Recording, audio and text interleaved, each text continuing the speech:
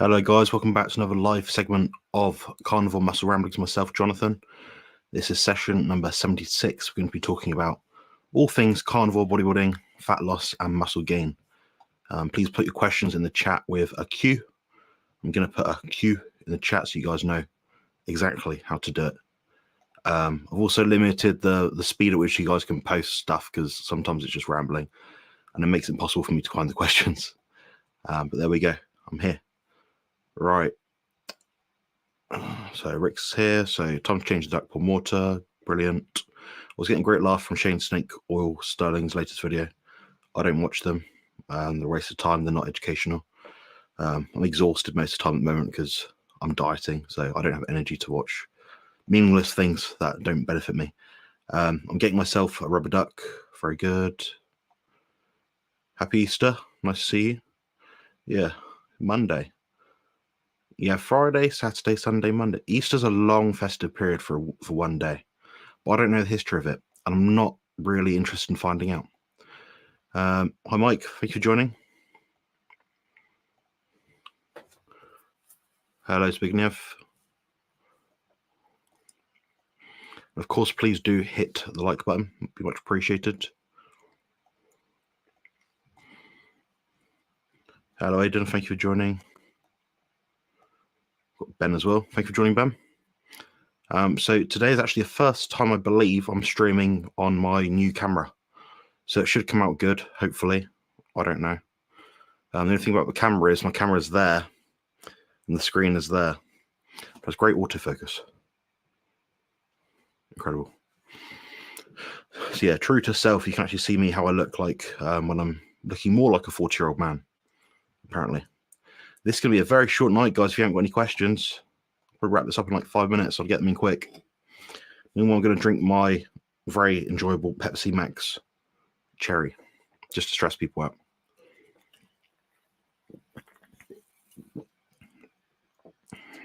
Very good. See, I might actually put up on the screen if I can work out how to do it. My current update, physique update photos, if I can work out how to do it. It involves me sharing things on 2 different systems, then pressing about 10 buttons on the computer just to put a thing on the screen, which is absurd. Technology is not very efficient nowadays. I got spammed in WhatsApp recently with like 1 million photos, so I'm like, I can't find anything I'm trying to find. It's gonna be a while. I'm really struggling here.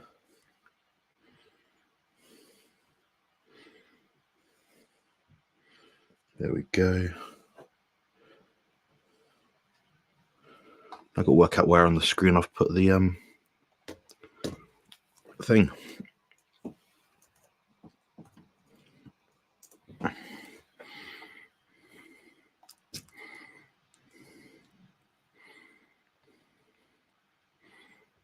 There we go. All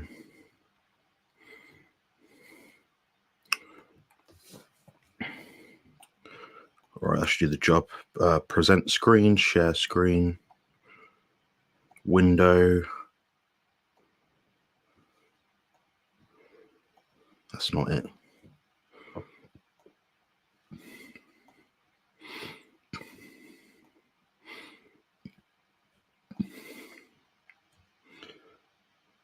There we go.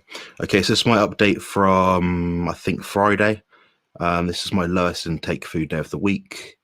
I'll look at my poses here. I made a lot of progress since the last one. Annoyingly, can't really tell, but my body is quite dug out at the moment in terms of body fat loss. The fat of my body is generally about 4 or 5 millimeters, with the exception of my lower back area, probably my hams, my glutes, and maybe my arms or shoulders. But yeah, I'm much leaner than I was last week, so it's paying off. I'm currently 9 weeks out. Just get us close up so you guys can see what's going on. Yeah, more definition for the shoulders, better definition between the biceps and triceps and forearm muscle. Arms more split than usual. Intercostals are more visible, obliques more visible, side of the glute, and start to get that cut, which is pretty cool. Usual stuff. I've got a split in the calf now, which is quite cool, quite new. That usually, my calves usually come in very quickly, so they get shredded quick. But yeah, that's where I'm at right now. 9 weeks out, 103.7 kilos. So yeah, it's doing quite well. Anyway, right, so if you have any questions. What are your thoughts on Mike Mentor's pre-exhaust and post-exhaust advanced training techniques? There aren't any post-exhaust advanced training techniques. You might have got the wording wrong there. In terms of pre-exhaust, I think they're good. It's usually like a pec deck followed by some kind of chest press. I think they're good for minimizing wear and tear in the joints. I'd say the enjoyment factor is probably a bit more important, in my opinion. So I'd probably lean more towards doing what works in terms of you get a good feel, you get stronger progressively, then worry about what you're doing beyond that point. I think beyond that point, it's not that important. Largely speaking, you're talking about maybe 1%, 2% difference if you do it this way or that way. But yeah, that's my take on it. I quite like them. For me, it limits the amount of weight that I have to do on the heavier compound, more joint intensive movements. Because I am very, very strong. Obviously not anymore, but when I was much stronger, I'd have to pre-exhaust everything. I'd have to pre-exhaust my pre-exhaust sometimes to just lower the weight. But yeah, I quite like them. You've asked me, no, I answered this question about a week or two ago. Are you currently taking any supplements or getting anything from your food? Or getting anything from you? I'm using a zinc, liquid zinc, a few trace minerals. Trying to think, a B complex. I started taking Boswellia serrata for inflammation, under recommendation or from information from Andrew Scarborough. It should help somewhat. It seems to have some reparative effects on the gastrointestinal lining. As you get very lean, your immune system goes down, so I want to keep my digestive tract as clean and healthy as possible. So I think that's about it. Yeah, so a B complex, liquid zinc, and Boswellia serrata, which is pretty effective, I must admit. How much fat loss per week with minimal muscle loss? Very individual question. There's no correct answer at all. There's no remotely correct answer. In terms of what I know about you as an individual, I'd say you could probably lose about 2 to 3 pounds per week. And that's initially 2 to 3 pounds per week. But as the weeks go down and you'd lose maximum levels of body fat, so you're definitely below 8% body fat, I'd say, that's the point where you might want to start looking at decreasing the rate of fat loss. Because you can't hold strength if your body's so glycogen depleted because your level of deficit is so high. So that's personally what I'd think. So for now, maybe 2 to 3%. Sorry, 2 to 3 pounds. And after that point, I'd look to maybe 2 pounds. So when you're very, very lean, so you're a few weeks out from a bodybuilding stage, maybe £1 a week is definitely enough. But it depends on your height and your activity levels during the day as well. So it's impossible to answer question. In terms of percentages or percentage of body weight per week, I'd look at about 0.5 to 1% here or there. Some people maintain strength really well, some people don't. I seem to maintain strength very well until the last few weeks before a bodybuilding competition. But that's just me.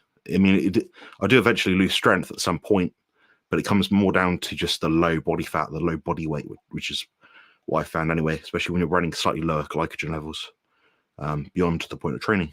Good question. What is our general opinion about fermented dairy? You've asked me this before within the last 3 weeks. Maybe I spoke to you before about it, but the same thing I said to you before, basically. So I think they can bolster up a gut microbiome which is slightly impaired. But at the same time, it could also do the opposite. So if you're not used to particular strains, then perhaps those strains that you're taking in through fermented dairy aren't too helpful or aren't strong enough to overpopulate the bad colonies. Then I'd think that it wouldn't be a good idea. So I'd actually probably just do, rather than like a cup of kefir, I'd do maybe a tablespoon of kefir. So just use a minimal amount, then increase as required. When you lose taste for it, I'd actually lose it beyond that point. So I'd say, maybe start with a tablespoon of kefir, if it's milk kefir you're having. Then beyond that, just increase it a bit. If you get gut distress, maybe keep it the same amount, give it a few days, if it's by chance that you're not feeling well. Then after that, I just find a way to get it out of your system, because it's I kind of see it more as a supplement, but some people can use it for a long period of time if their body's used to it, if their body can take in, if it was a fermented food like pickles or something like that, sauerkraut. And yeah, some people might not tolerate the fiber very well, so they might actually add it in for very infrequent periods. That's what I sometimes do myself. But yeah, very good question. Greed looking great. Got to flex the guns and live stream as well. No, I won't be doing that. Definitely not. It's cringeworthy as hell. I don't mind a bicep shot, but I'm not doing poses on my camera. It's very homoerotic and not appropriate for my YouTube channel. I like to finish my sets with isometric holds until failure, keeping safety in mind, of course. Nice one. Yeah, that's what I do as well, generally speaking. I'd say 95% plus of my sets that I do in the gym in totality are to isometric failure or beyond at this point. But I'm looking at different things now. I'm struggling to sort of really hit that with a lot of thigh dominant movements. Even a leg extension now can be quite painful for my hips. I'm maxing out the weight in the gym. It's about 100 kilos. I'm doing 30-second reps. I'm doing static holds at the top. My body isn't enjoying that weight on my knees, and I'm doing about a 2-minute set. So progressing for me on a leg extension is very tricky because I have to hold myself in the seat so hard in order to progress from that point and get stronger. So it's a bit of a leg extension for me now feel a bit like a compound movement at this point. Post is also compound movement followed by motion movement.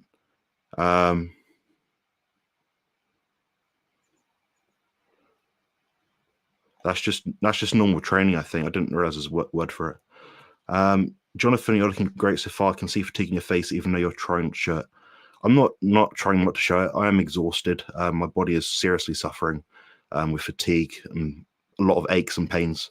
So I don't tend to be on these sort of things for about an hour and a half anymore, especially at the moment anyway. But yeah, I am shattered. In terms of fatigue level, if I'd say my normal, if I say when I had chronic fatigue bad, I'd say my energy levels maybe a 3 out of 10. So I had about an hour each day in which I could do anything at all to any degree, other than lie down and listen to podcasts. I'd say peak off season, so a few months ago, I'd say maybe 6 out of 10 for energy, maybe on a good day. I'd say now I'm back to about 5. So it's not ideal. I'd say it's below average actually. Yeah, I'm keeping my mind active. I'm trying to eliminate all this social media stuff I get hounded the crap out of online. It drives me nuts. Today I've had about 3 or 4 emails from people like saying, "Oh, I can edit your next YouTube video so you can perform better." Well, thanks. That was one of my best performing videos so far. So appreciate the kind words there. Cheers. I get that all the time, but it is infuriating sometimes when you're getting so many of them. My social media isn't a inbox really. It's more of a post my things, see what you want to see about me. It's more of a portfolio, if anything. It's not a social, definitely not. Doesn't match me as a person at all in terms of spending all day on social media watching TikTok reels and stuff. I find that exhausting. Do you prefer tricep pushdowns with a cable straight bar, cable EZ shaped bar, or a rope pull-down? That's a really good question because there's lots of variation with that. I've experienced different kind of feelings for each of those. I'd say for me, I like the one that sits nicely on my grip. So I found that if I want to get a good isolation, whilst also kind of feeling quite good on my elbow joints, I'll use a slightly lighter weight, but use a rope. Obviously, when you've got a rope in your hands, you can't really see, but it gives me dry skin around here and around this part of my hands where you're actually holding the rope. So that doesn't work too well for me when I get to a certain strength level, so I have to change up. So I'm doing kind of an EZ bar, like the medium sort of grip. So kind of like that angle. So not triangle, find that too close, but that kind of angle. So just slightly outwards, always kind of tucked, just push down. I tend to stand quite far back from the machine, then move my elbow in a position that's comfortable so I'm not stretching too far or pushing it down my chest sort of thing. Yeah, I'd say it's a mixed bag for me. I don't have an absolute preference. I'd say over my training career, I've typically done the EZ bar version, but they all work, if I'm honest. everyone has different shaped tricep heads as well, so you can't say absolutely this one is better or that one is better. I had all sorts of different experiences myself. From Mike, we'll cheer for you, and you're indeed inspirational to sort of train hard each day, and even without gaining mass, I'm still fairly lean. You're very lean, Mike. You told me earlier your body fat was something like 6 or 7%, and your skin fold measurements about 3 to 4 millimeters, which is exceptionally lean. The skin, despite what anyone else might say online, only gets to about 3 millimeters thick at its lowest point. After that point, you're dead. Your skin is actually falling off you, kind of thing. You lose a layer of skin if you get below 3 millimeters. So, yeah, practice with caution. But yeah, my goal is to get that level of leanness. Trying to get below. I've got all the measurements because I've got my body fat measurements from like the last few contests I've done. I know what my best look is. I know where I look the leanest, and I'm still quite far off. I mean, the rate of what I will say is the rate of progression that I've had over the last 10 days should put me in relatively okay, acceptable-ish contest shape in about 2 to 3 weeks. I'll probably say 3 weeks. To get my peak shape that I've ever been in, this can take me probably double that amount of time, if I'm honest, just because that last little bit, you're losing like 0.1 of a millimeter like every few days. You're like, oh, it's going down again. Then nothing will happen. Then it will seem to like go up somehow. If you're not eating anything, then it will go down again. So it's an interesting experience. But yeah, I appreciate the kind words. Thank you. Now I got a commercial from a diabetes drug during the stream. I can see that you, Jonathan, are stressed as you didn't laugh at my last joke. Will not ask you many questions. No, ask questions. I just don't understand the jokes. I'm very absent-minded when I compete in bodybuilding shows. I don't have much energy at all. I don't perceive things nearly as well. Just to get here, I had to do a lot of biohacks today. I sat in front of the fan all day. I've been out in the sun today for about an hour and a half, trying to gain those electrons. So yeah, it's extremely physically exhausting. I wouldn't wish this on anyone. I do feel like a Holocaust survivor. I don't look like one. I'm not shredded out my mind yet, but yeah, I do get exhausted. I don't understand odd jokes or weird. When people type things in an odd way, I don't get them at all. So yeah, that's just me. Have you read No Brainer Carnivore? No, I don't read books like that. I could take a look at it on Amazon. No Brainer.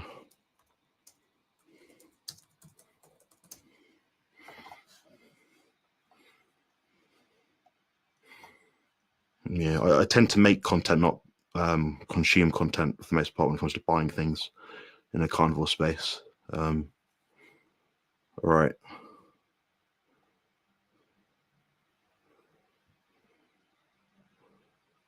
All right. So guides.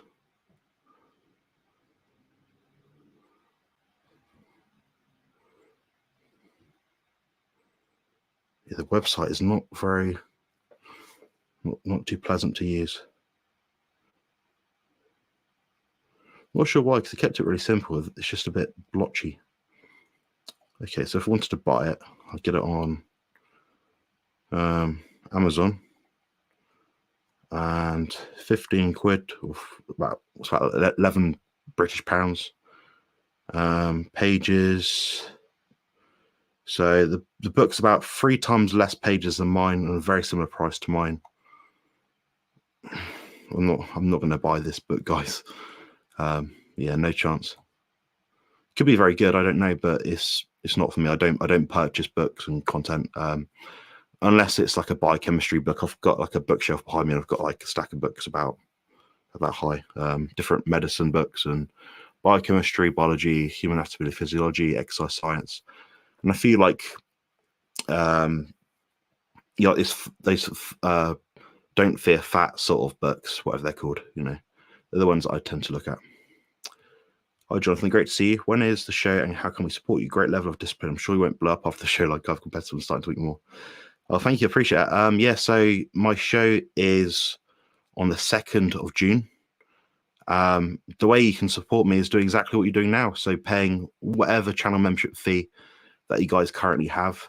So I know some of you pay about £1 British, some of you pay about £9 British, something like that.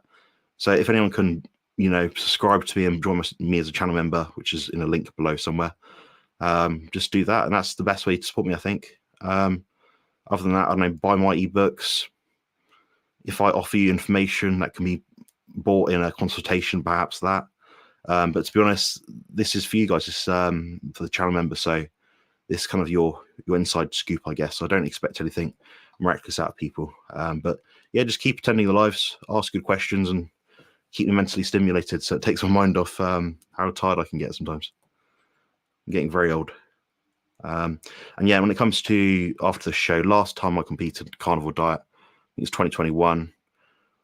I gained about 2 kilos a day after the show, which was strange because I ate about 4, 5, 6 kilos worth of food. Work that one out. Yeah, I didn't blow up after the last show, so I stayed below 6% body fat for about 2 months, which was odd. But then I got into such a state where I was obsessed with like being fit. So I started, I continued to go to the gym basically every day for about 2 months, maybe one day off in that, maybe. I was doing like half an hour on an elliptical each day or something. I think I was just burning up so much food. So I just stayed lean anyway. But probably won't do that again. I'll just gradually rest a bit. What I've noticed with the post-contest binges that people have is mostly because their body fat is just low. So no matter what they eat, they won't feel satisfied. They can feel bloated because they can eat a lot of food. But then until their body fat goes from 4% up to like 7 or 8%, they're going to be hungry as hell. There's no way around it. You just have to not let your body fat get so high or your body weight get so high so quick that your blood pressure elevates. You end up having hypos and stuff like that. That's not pleasant at all. But yeah, that's my take on the post show. So I wouldn't be looking at gaining a significant amount of weight. So yeah, cheers. Hello, Gaza. Nice to see you. Well, I don't like the triangle bars because, like yourself, I'm too narrow. That's right, yeah. An EZ-shaped bar is my favorite. It's not strenuous on the wrists like a straight bar. The same with barbell curls. Yeah, I mean, I can get away with. There's a piece of gym equipment where I'm at, and it's like a wide thing, like 25, 26 inches wide, and it's got little holes in it, like loads of little holes. So you can put the clips in with the handles. And I put them on the most outermost handle width, and just do bicep curls like that.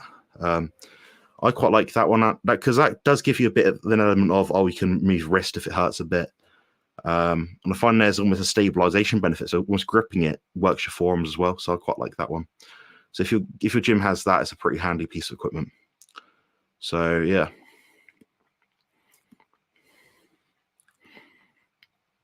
You look way leaner today, Big J. Props. Cheers. Yeah, I feel quite a bit leaner.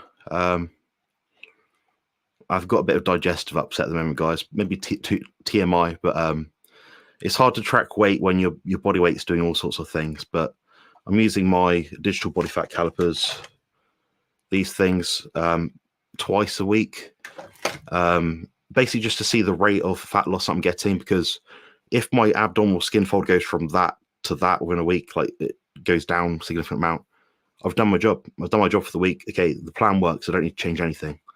So that's what I'm doing at the moment for tracking. Obviously using the scale. And every Thursday, Friday, or Saturday, I'll take progress photos in my gym, which is what you may have seen earlier, which is on the screen. But yeah, that's what I tend to do. I need to write a book, A Quack's Life on Carnivore, for sure. Yeah, that'd be cool. Yeah, Rick, your storytelling kind of writing skills are really good, so I'll definitely buy that book. As long as it's not like $40, I'll probably buy it anyway. But yeah, I'd be interested to see that, like how you got involved in it, how you got started, your thoughts on it. Maybe some things that you initially thought, oh, this will happen if I eat this way. You know, years down the line, I'm on this guy's podcast and he asked me, and it turns out everyone does this, and I do this a bit differently. Or that'd be a very interesting read. So I would suggest looking into writing it up. You can just write it on Google, on Microsoft Word. I'll be happy to help you set it up and put it on as an ebook somewhere and plug it somewhere. It'd be pretty cool. I'm just going to get to super chats now, guys. So apologies if I miss anyone's questions. I'll get back to them just after. Are you still doing refeeds? If so, what are they? Very good question. So I was meant to have one either Saturday or Sunday this past week. and also the week before. I forgot. That's how tired I am, guys. I forgot to do something which will definitely impact my fatigue level. So yeah, I'm daft. I get like that sometimes, but yeah, I'd say I am still choosing to do them, and it'd be one day a week, Saturday or a Sunday. I like the flexibility. If I see my mum, my nan, my stepdad, they're currently on holiday, so I'm house sitting the dog right now. That's why I'm a bit more exhausted than usual, because I've got to look after Mr. George. One day I'll let him on the stream, maybe. So yeah, I'm gonna look to have like one a week, either Saturday or Sunday. And my refeeds in terms of what they are, to answer your question, which I've been going around back and forth 10 times over, I'll say largely speaking, I'll swap from raw milk in my anabolic carnivore protein milk ice cream. Then what I'll do is I'll put in, I'll take a bit of raw milk out. So maybe I'll take out half of that raw milk, then I'll add in single cream. So I'm adding more fat through that way. Maybe if I have burgers, I'll choose the fatty burgers. So like the Tesco Finest cheddar and beef burgers, I'll use that rather than having 95% lean ground beef, which I usually have, which is abysmal. Yeah, but I quite like it that way. I don't want food to be too palatable. I don't want it to be too enjoyable. I don't want it to make me sick and be dry, but at the same time, I don't really want to enjoy food too much. So I'm conscious of that. You're looking better every week. You're looking better every week. What do I mean? Cheers, Matthew. Yeah, appreciate that. Yeah, I think maybe some week in the near future we'll have to come on my channel, help answer some questions one day on the Carnivore Muscle Ramblings. That'd be pretty cool. And maybe I have to check with the guys, but maybe you could come on the Tuesday Team GB at some point as well, because that'd be pretty cool to see you on there. Just because I think most of us know you on a quite a personal-ish sort of level-ish. So that'd be pretty cool. Just, yeah, let us know. But yeah, I appreciate your kind words. And Ben and Matthew also for the super chats. Much appreciated. Definitely helps. Goes towards my expensive meat budget. Mike Mensa said to do barbell curls as easy about bars work the brachial muscle, the same as hammer curls. I completely disagree. I think they both, there's pros and cons to each. I mean, I like an EZ bar curl because your forearms do come into it. Therefore, you get more endurance for your biceps because of it, if that makes sense. There's a bit of a hack. Like, obviously, you're using more muscle groups. It's not isolated per se. I'd say in terms of like getting a bit more bang for your buck, you can put a bit more reps doing an EZ bar curl, in my opinion. Then some people just need a bit more, inner. Is it long? No, short head of the biceps. Was it long? I can't remember. I need to go back to school, guys. But yeah, in the inner head of the biceps, they might need a bit more shape. Maybe the front of the bicep, they've not got that divot, so maybe they want to work it more there. Maybe over a few years, that'll make somewhat of a difference. But I'd say, largely speaking, just do the one that feels comfortable on your wrists that you can progress on. And if something is just causing you so much pain, you're thinking, I'm doing the same exercise now, it's just still giving me pain. I'm not getting better from it. I'm not getting better results then. Yeah, by all means, switch it up. But I'd say, largely speaking, I'd say most bodybuilders historically have done an EZ bar curl. If you look to the whole of their bicep workout, it's been majority like a slightly, not pronated, but slightly, slightly inwards facing bicep curl, if that makes sense. So rather than that, I think most people have been doing that. They cheat rep, they sort of go like that. So that's my take on it. But yeah, interesting insights. Hey Carl, what's going on? What's your thoughts on raw cacao butter as a fat source? Is what Robert Sykes, Keto Savage using the keto bricks? I'm making my own version of them at home. I think they're fine. I think they're pretty innocuous. If I was to be like really pedantic and whatever, blah blah blah, probably say that they've got a bit of fiber in them, not a lot, but a bit. Maybe it's not optimal for digestion, but then you compare it to what else is on the market. There's my Carnivore protein butter bites, or there's my Tallow Carnivore protein butter bites. They're probably a bit better, but the problem with those is they're not as shelf stable, in my opinion. The cacao butter obviously is a plant. It's stable. We can leave it out all day. Nothing will really happen to it. So yeah, it's up to you really. I mean, I don't see a personal big problem with it. I think for you it'd be a good addition. It helps you get more food in. Helps you fuel your workout. So yeah, I think they're fine to take. I wouldn't have them personally, but I don't think they're bad as in people shouldn't use them. And Robert's a stand-up guy, so I've spoken to him quite a few times now, and he's pretty chill. So I don't think he'd put out a dodgy product, in my opinion. Hey, Aggravated, nice to see you. Thanks for joining. Excellent. Do you have high and low days? Yes, I think kind of answered this earlier, but I think someone else asked the question as well. But yes, basically, I typically I'd start my prep on 5 low, 2 high days. I tend to like bunching them together. I think it impacts leptin signaling a little bit better. Problem with having one really high day is the next day you're ravenous because your body's had that giant hit of insulin from different foods. You're thinking, I'm not going to enjoy doing this. My appetite goes up too much. So I'm better off splitting up the days to 2. So I'd have the mass surplus, but just split between 2 days. Then as the weeks went on, I went to 1 high day per week. I missed out the last 2 on the weekend because I'm daft. I better do it this week because otherwise I'm not going to feel good again. But yeah, that's what I've been doing. So I just do high days and low days. At the moment, I'm meant to be doing 1 high day per week. My high day is not significantly high. It's not, I'm eating 6 times more. It's like I'm eating 20% more, which is less than baseline anyway. So it's not anything special. But I do find if bowel movements struggle or are slower in the week because my fat intake is so low and I'm not eating much massive food, then having a high hit in food in one day, so more insulin by default, seems to positively impact that. So that's a tool I use with different clients, which you won't hear many other people talk about doing, but it does seem to work. And it prevents you using slightly more abrasive methods such as magnesium citrate, or as Matthew and the other guys would say, magnesium shitrate. I'd read Rick's book, definitely. You thought competing in bodybuilding competitions abroad in the future? Yeah, I have actually. If I did, I'd be a pro right now, a couple of times over, I think. Over here in the UK, it is very tricky to become pro. The US is a little bit easier. Some Scandinavian countries is extremely easy to win in, so I don't know why more people don't do that. It's something I'd certainly look at doing. It's just, for me right now, Matthew, if I'm honest, traveling, being 3-4% body fat, I'm not going to be able to do it. There's a few things I'm going to have to put off this year because of my body, joint health, back pain, whatever, the way it is.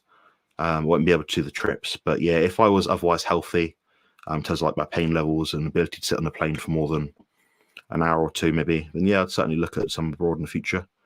Maybe Alicante. I've got some clients competing in Alicante in, I want to say, about 5 months or so, 6 months.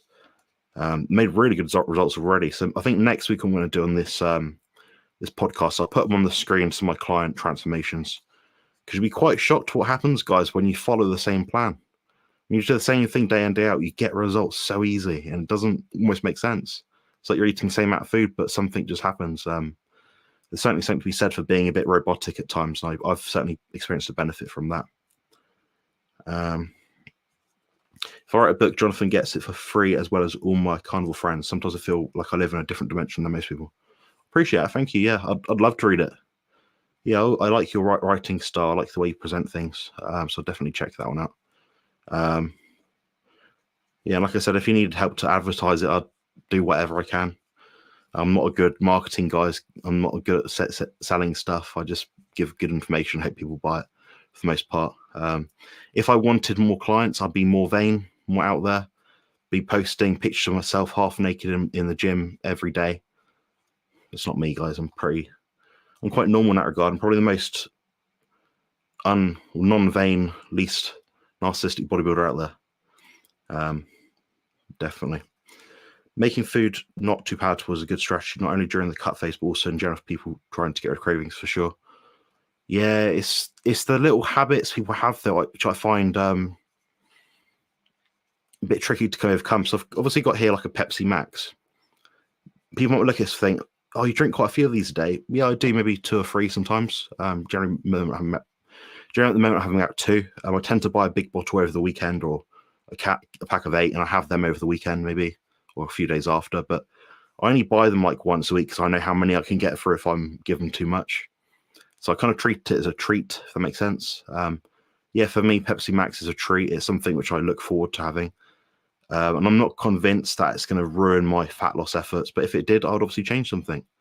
Now, does it help me stopping myself from putting on, I don't know, loads of sugar-free sauces or sneaking a bit of butter in my food or something? Yeah, it seems to help me stop doing that, so I'm going to keep doing it. There's different levels to it, guys. Some people like Dr. Chafee, they just won't eat anything. We're doing it for such a long time, and I'll probably get there eventually myself. You know, I don't want to say not eat anything. I mean, not eat anything potentially harmful. So yeah, enjoy all my food. Nothing else more palatable than meats, duck food. Not even close. Absolutely, absolutely. In my opinion, the flavour of 10% minced beef is much better than 5%. I will add more sea salt to 5%. For sure, yeah. I find with less fatty meat, I do sort of have to salt it to get it down. But chewing it, you're like, okay, it's dry, but there's no saltiness, there's nothing, no juice to it. But obviously, when you have 90%, which is my preference as well, actually, funny enough, it seems to go down quite well. And I'd say in terms of like what I enjoy doing, in terms of like meals with beef mince, it tends to be 90% lean minced beef with like a tablespoon or two of butter over it. That gives me like the perfect balance where I feel like, oh, it's quite fatty, quite juicy, but also quite buttery. So yeah, that's what I quite like. Yeah, my interest in bad foods right now, guys, is very low. Apart from chewing gum sometimes and Pepsi Max, which I'm very guilty for. Yeah, I understand. Slightly off full supination of bicycle. That's the one. Yeah, exactly. Yeah. Even beef fats I get from my local farm tastes great raw, but no need to fry it. I get mine for about $6 a kilo. Not bad, I think. 100% grass fed. Yeah. Yeah, I don't really eat beef fat per se in terms of like, you get the cuts of it and like people eat the crispy bits. I don't really care for that. I'd rather have it rendered down. I know what I've eaten. It makes it easier for me to track down to my macros because I'm not like wasting it or leaving some in a pan or, I just scoop it all out. I know where I'm at. I travel into Europe now via train because I don't do well on planes and I'm not very healthy anyway. Cosmic radiation, stress, poor air quality, for sure. Yeah, you did a video recently. I've heard you say something similar to this in 2 videos recently. I quite enjoyed watching them. But yeah, for sure. I mean, I know I think you said before, like, you tried to avoid going through the machines when you're at the airport terminal. So I don't know much about it, honestly, but I think anything that isn't natural probably might not be good. Probably could be. I don't know. But yeah, I never go on holiday on a plane and I feel good on the plane. So anecdotes, but yeah, something to that. Do your refeed days give you a psychological boost and reset your leptin hormone? Yeah, kind of mentioned that a little bit earlier, but very briefly. Yeah, I think they do reset your leptin level up to a point. But for me, it's mostly about getting my blood pressure back up, if I'm honest. Salty food, a bit more protein, a bit more fat. More fat means the protein can do its job. You get a better insulin hit in my experience, which obviously is regulating leptin, which people don't realize. And in terms of like the psychological side of it, a little bit. I'd say I'm quite specific about my refeed days. When I say refeed days, like I said earlier, guys, my refeed days are nothing. They're not like a significant amount more food. We're talking about I'm having a bit of single cream in my milk, in my raw milk protein ice cream versus all raw milk, which is of course lower in fat. So it's not significant, but I find it helps. I find towards the end of the week, Thursday, Friday, I'm trashed. So I do need more food. But the aim is to get in shape very quickly. So when I'm in shape, I've just got to maintain it. I can play around with things from there. It makes life a bit easier for me. I don't like being on shape just about on time. I want to be in shape beforehand. If you could train with any bodybuilder, dead or alive, who would it be? We'll do both. So if I could train with a dead bodybuilder right now, they were alive, it'd have to be Cedric McMillan. Not so much because I really care about his training, but more about his mindset. And he was someone which was very underrated in the bodybuilding world. So the first person is Cedric McMillan. And the second person who is currently alive would be Ben Pakulski with the massive legs. Just 'cause I've seen him train. He trains really, really hard. He's kind of like a keto advocate, or maybe targeted keto advocate kind of person. So I think we'd see quite eye to eye quite a bit in terms of like nutritional intakes. But yeah, I mean, with training, it's just train really hard as safely as humanly possible. Trying to damage yourself along the way. But the nutrition side of it, I'll be much more interested in, and the mindset, motivational side. So that's my take on it. Heart attack chicken or iguana is my treat, as well as having heart attack burgers. I just got an ad for pet insurance. Oh wow. Yeah, I'd say my treat for foods is probably like a fattier burger, a bit of cheese, and I had some cheese this week. I had in total about 150 grams over the week, and I had some burgers which had like cheddar in them, like, you know, cheddar, maybe a few chives or something inside the burger itself.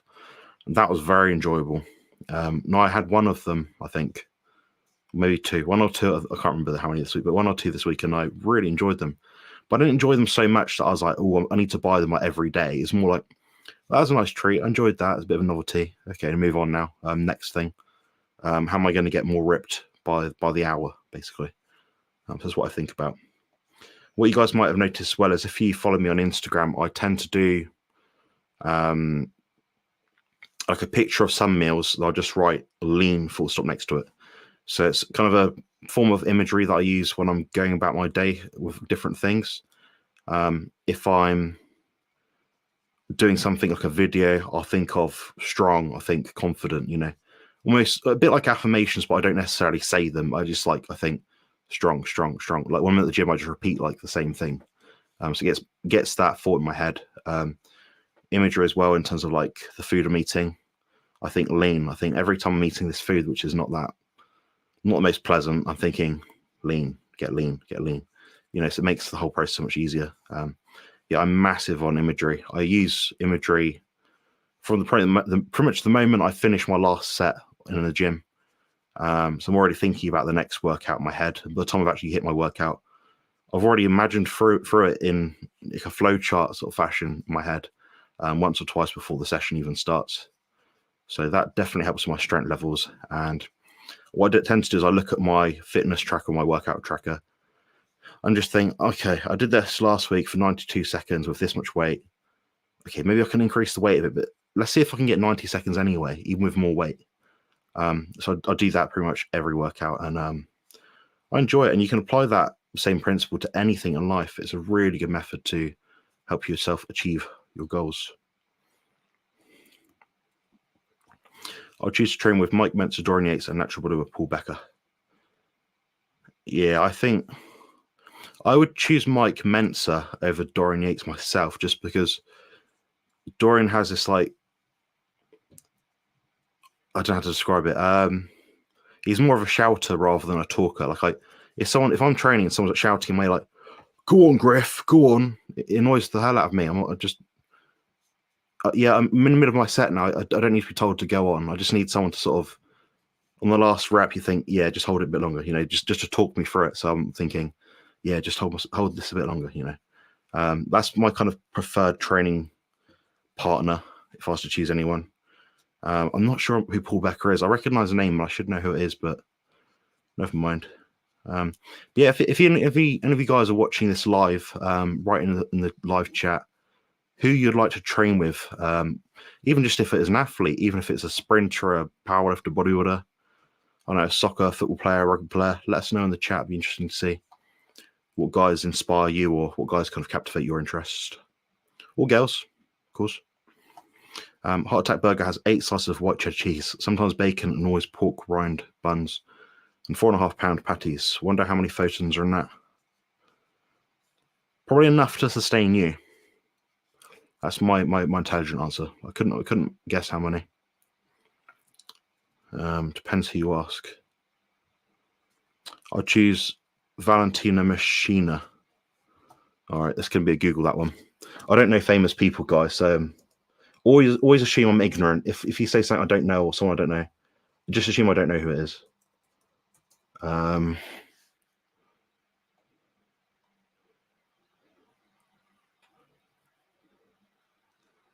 There's a million people. I've probably spelt it wrong. Valentina Miss China. Better not be porn or anything. Okay, here we go. Right, I found her. So Gaza wants to train with this bird.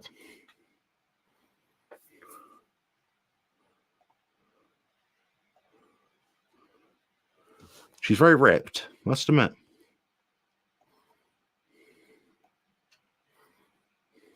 Look at those lats.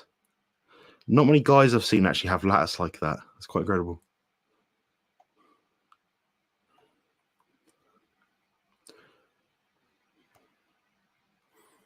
That's pretty cool. Yeah, she's got very grainy, like striated legs, which is pretty cool.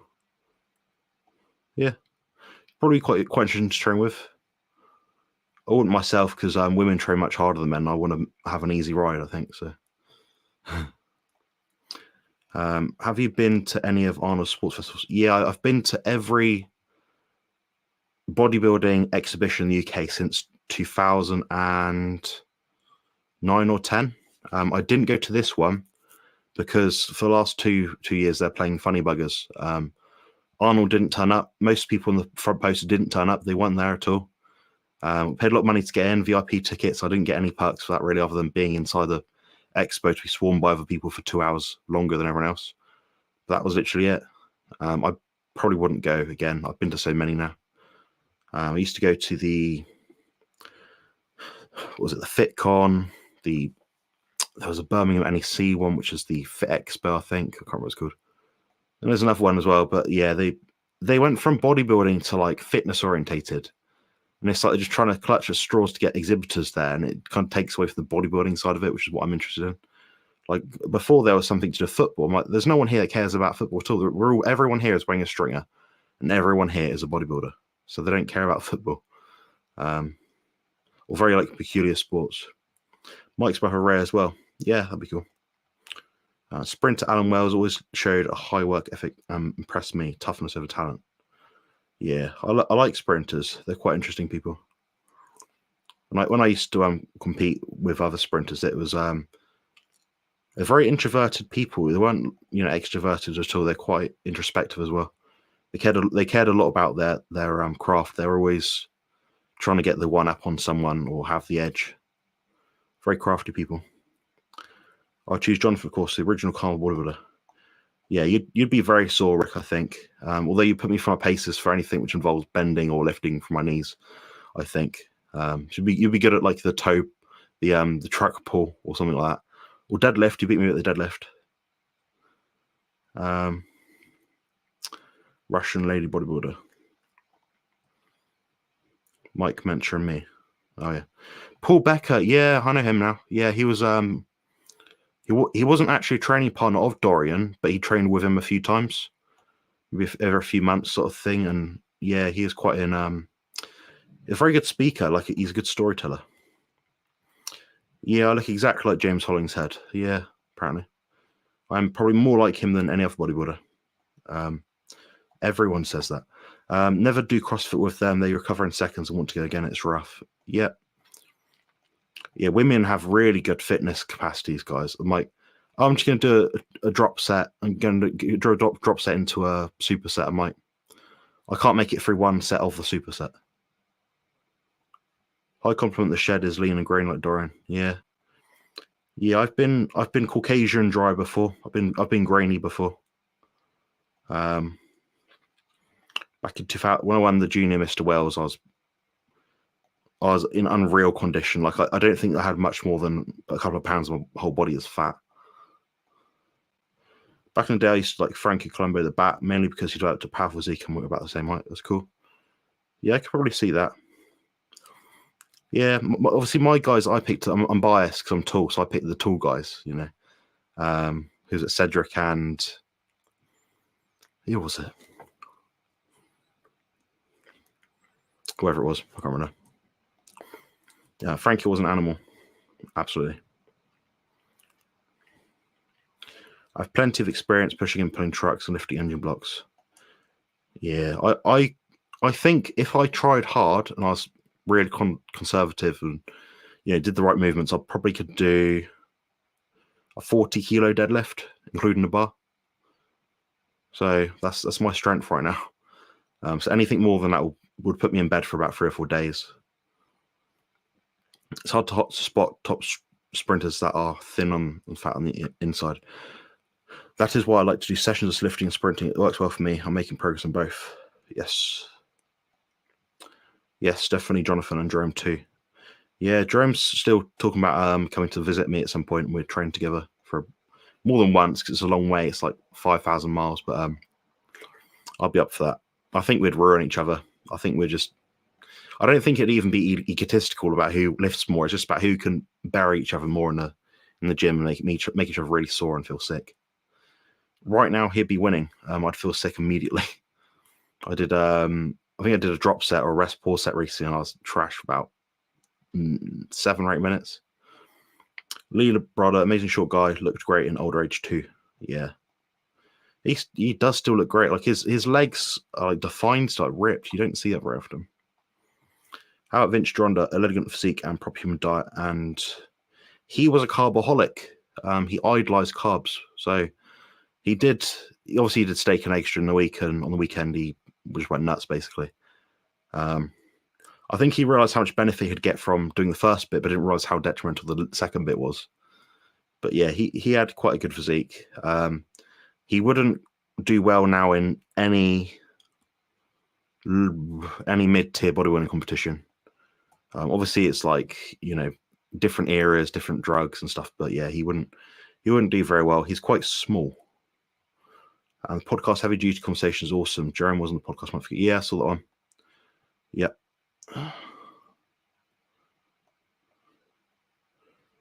Yeah, Arjan hasn't asked me to go on it yet, but maybe I'm not old enough. I'm too young. Wide grip dips are bay. I can't do dips at all.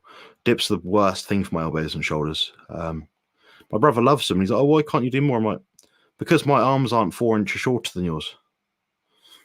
It's a lot easier for you. And also, I'm packing about a lot more weight than most people that try to outdip me. So you have a massive advantage there. Eugene Sandow, yeah. He's the guy on the statue. He's the curly hair, holds the big barbell ball thing like that, And every one of those Sandows guys is the sculptures is different in some way. Like the hand's a bit different, or the way the standing's a bit different, which I think is pretty cool. They haven't just like made 100 of them before. They keep the guys going for 100 years. They've actually made each one separately, which is really cool. I also have a fairly positive opinion on the Power Project team. They're not strict carnivores, but they don't demonize it, and Mark Bell looks great for his age. Yeah, they're pretty cool. They're quite agreeable, friendly, charismatic kind of people. I quite enjoy their conversations. Not like I gain any information from them, but I quite like listening to things. It's like background stuff, I'm sure my stuff for most people is background stuff anyway, just something to listen to because some guy with a British accent's rambling. But yeah, I do like their podcast, and sometimes I listen to it. I hate bench, they're my number one. Yeah, I've not benched in years, honestly. I'd like to see Jonathan be a guest on the Power Project podcast one day. Me too, but they probably won't do it. I'll probably have to get a lot more subscribers to get that kind of notoriety. I don't know. I think some people struggle to follow me. So I have a few of those round ball cast dumbbells. Very nice. I remember in the lockdown they were making them out of concrete and big molds and things, and people charging like, what was it, £3 a kilo for them. Recommend Lee Priest's book, excellent read. Honestly, going some to better peak Lee Priest for short guys. Yeah, I'd say the best short guys I've ever had have been James Lewis, Sean Clarida, Lee Priest, and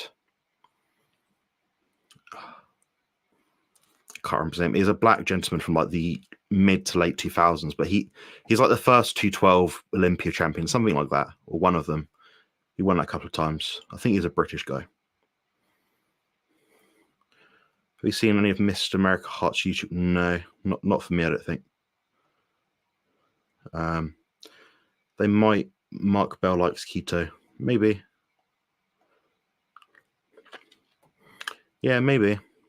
The difference between me and most bodybuilders is, until like people in the fitness spaces, they stay lean all the time and they make zero progress.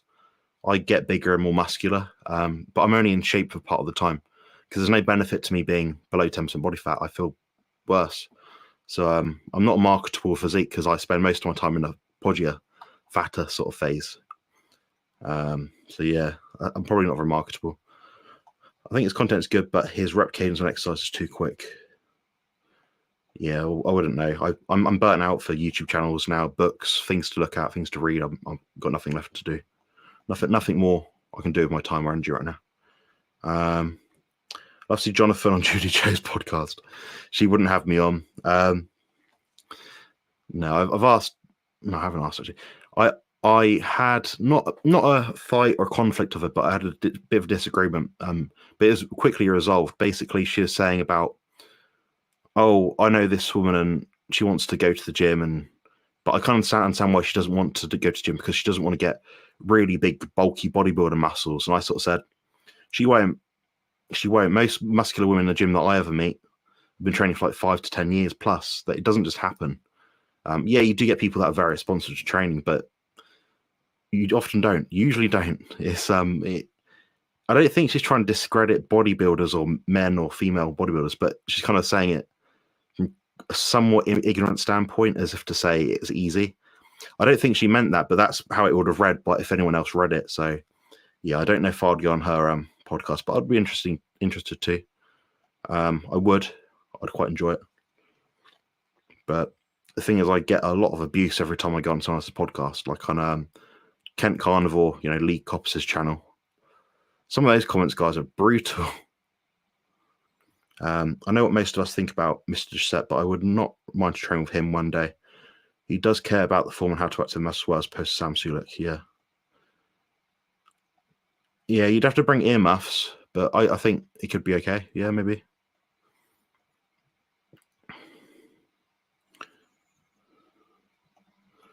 Not a clue. I would finish training session with Greg and leave quick before he starts talking about his cookbook and Seiko. His anabolic cookbook with 45 ingredient recipes, ultra low fat, very helpful. God, I think it's a never-ending task to convince these guys maybe they're not doing something right. Yeah, but I'm interviewing a bodybuilder tomorrow, and I was on their podcast about 2-3 weeks ago. Obviously, so I tend to pay the respect back if someone's had me on their channel. And yeah, he's not a carnivore guy at all. He tries to be health conscious. He's a little bit older than me, quite a bit older than me, I think. But he sort of gave me the platform to talk about the carnivore diet, and he's like, yeah, to be fair, he seems to be doing the right of it. I can get behind it. It's not my thing at all. I couldn't do it. I was like, that's fine. You don't have to do it. I'm not telling anyone has that they have to do it, of course. But it's funny to see in 10 years' time he'll be wishing he did it. He's had the conversation with me. We've been through it, and I know it sounds arrogant for me to say, oh, I know some will be or feel healthier for it, but that's the case, guys. When you've seen so many hundreds of anecdotes personally, then there's been thousands, if not millions of anecdotes online. It's got to count for something, But his goals are different right now. He's trying to get a pro card in professional bodybuilding, so he's not going to rejig his whole life for the sake of something which might not work, apparently, for him. So I don't really blame him. I wouldn't rush into things haphazardly. James Lurch, yeah, James. He's still called James, guys. Good to see you hanging with us for the whole hour. Entertaining session as always. Keep up the good work. I have a meeting now at work, so got to leave. Cheers, Mike. Thank you. Thank you for joining, and also thank you for the questions. And also thank you very much, everyone, for joining as a channel member. I appreciate you being here.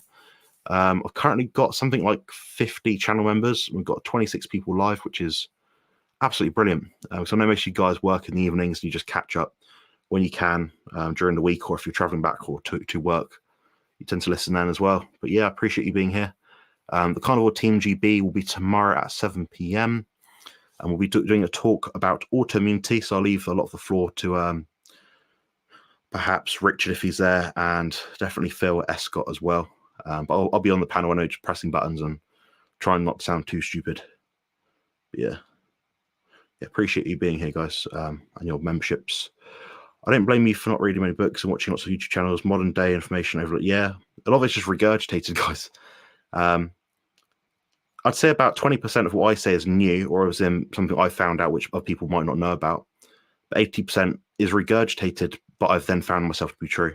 So there's not, when you start research, I say research, when you start looking at nutrition science at the age of 14 years old, I'm now nearly 29 years old in the end of June. I've been doing this for 15 years. Nothing new really comes to the table. There's things obviously I didn't know or don't know, but then I'm more now, I understand what I need to know, how to get people into shape very well, very efficiently.